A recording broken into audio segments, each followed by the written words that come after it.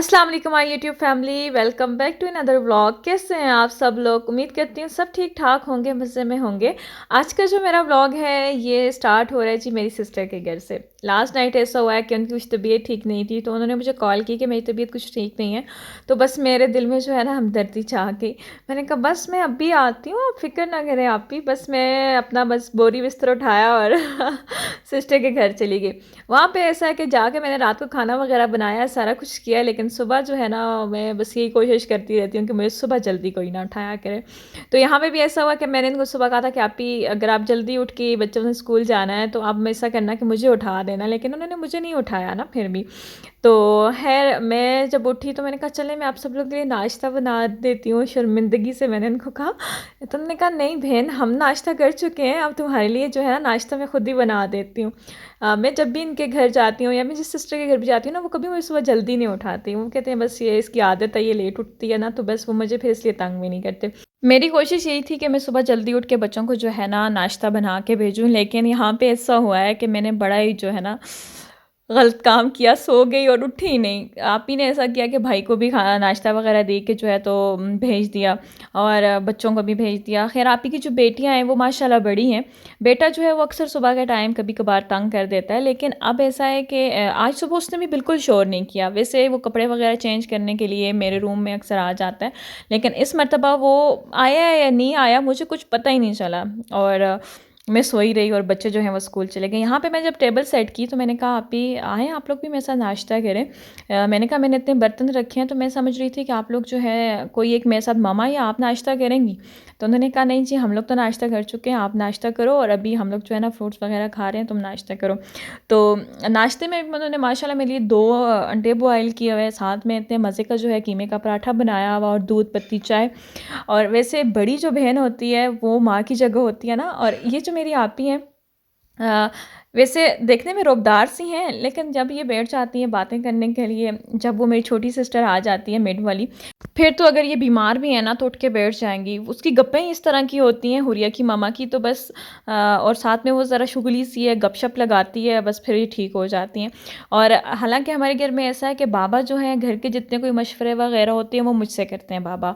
अच्छा कोई मसला हो जाए कॉल आती है मुझे, लेकिन अगर आप ही बीमार हो जाएं या कुछ हो जाए ना, तो बुखार भी हो जाए, सर में भी दर्द हो जाए, पता चल जाए कि इनकी इसकी तबीयत ठीक नहीं है ना, यकीन करें जिस हालत में भी हैं खुद बीमार हैं ना वो आप ही के पास पहुंचते हैं। मैं कहती हूँ बाबा सारे घर के मसले मसाइल मुझसे डिस्कस करते हैं, लेकिन आपकी लाडली जो है वो आप ही हैं, मैं नहीं हूँ ना। तो वो कहते हैं बस कुछ बच्चे ऐसे होते हैं ना, उनको हम लोग मशवरे के लिए रखते हैं, कुछ जो होते हैं वो लाडले होते हैं, उनके पास पहुंचना पड़ता है वरना वो ठीक नहीं होते। और ऐसा ही है कि बाबा होके जाते हैं ना बस फिर आप ही ठीक हो जाती हैं। चलें जी गपशप हो गई है काफ़ी। बाकी यहाँ पे मैं आपको कुछ बताती चलूँ, आप कह रहे होंगे कि आप ही ने जो है टेबल बाहर धूप पे लगाया हुआ है और नाश्ता कर रही है। हमारे यहाँ जो मौसम है ना वही सेट नहीं हो रहा, गर्मी आ नहीं रही, सर्दी जा नहीं रही। जैसे ही हम लोग थोड़े सेट होते हैं, फ़ैन वगैरह चलना स्टार्ट होते हैं, इतने में बारिश होती है। और बारिश भी ऐसी होती है कि सर्दी इतनी ज़्यादा हो जाती है ना, उसके बाद हम लोगों को धूप पे जो है ना ज़रूर बैठना पड़ता है। तो सर्दी ना जाने का नाम लेती है ना गर्मी आने का नाम लेती है, तो बस इस दरमियान जो है ना हम लोग पिसते चले जा रहे हैं।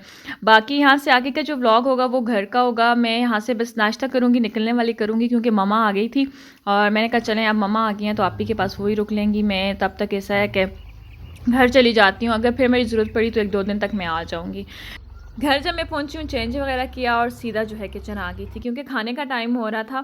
है मैंने तो नाश्ता लेट किया हुआ था, मुझे इतनी परवाह नहीं थी कि दिन को अब मैं खाना खाऊं या ना खाऊं, कोई मसला नहीं। लेकिन मैंने कहा चलें घर वालों के लिए खाना बना देती हूँ। यहाँ पे मैं आज बना रही थी कीमा भिंडी, तो उसके लिए जो है ना वो मैंने 2 मीडियम साइज़ के प्याज चॉप कर लिए थे और उनको जो है ऑयल में हल्का सा जो है कलर जब आने लगा था ना, तो मैंने कीमा मेरे पास फ्रीज़ हुआ हुआ था वो डाल दिया और उसके बाद साथ ही 2 मीडियम साइज़ के टमाटर चॉप करके डाल दिए।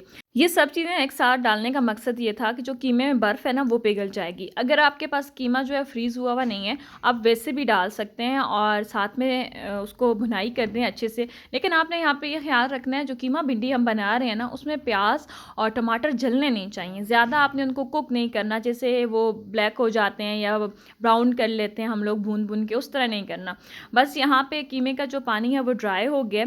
अब यहाँ पे जो मसाले मैं डालूँगी ना, कुछ मसाले जो हैं वो हमारे बेसिक बेसिक है, लेकिन कुछ मसाले यहाँ पे मैं अलग आपको दिखाऊंगी। वो मसाले आपने अलग बना लेने। जो मसाला हम सेपरेट तैयार करेंगे ना, वो मसाला बना के डालना बहुत ज़रूरी है। होंगे वही बेसिक मसालों में से कुछ, लेकिन आपने ज़रूर इस तरह करना है। इसमें मैंने जो है कुटी हुई लाल मिर्च ले ली थी हाफ़ टी स्पून, काली मिर्चें ले ली थी साबुत हाफ़ टी स्पून, और कश्मीरी लाल मिर्च ली थी, ज़ीरा और धनिया पाउडर लिया था, और इसमें थोड़ा सा मैंने गरम मसाला भी लिया था। ठीक है, ये चीज़ें जो है ना वो आपने अलग से डालनी है। और जो दूसरा बेसिक मसाला है जिसमें हम लोग लाल मिर्च, हल्दी, नमक वगैरह डालते हैं, वो आप अलग से डाल दें। अब इसकी भुनाई आपने इस मसाले के साथ कीमे की भुनाई बहुत अच्छे से करनी है।